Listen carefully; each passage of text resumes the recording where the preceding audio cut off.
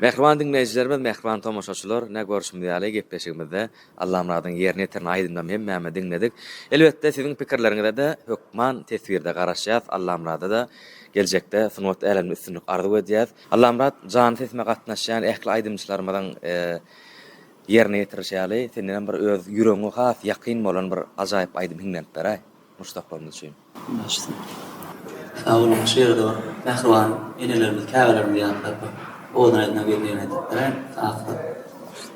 Yollarımı ilan sinsin, ıylarımı ilan sinsin, ıylarımı ilan sinsin.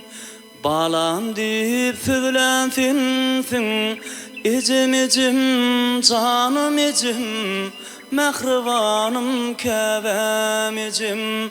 Balam dip süzülen sinsin, ecim ecim, canım ecim, mehribanım käbem ecim.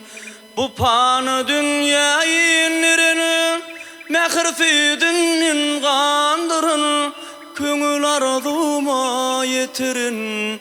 Ecim ecim, canım ecim, mehribanım käbem ecim.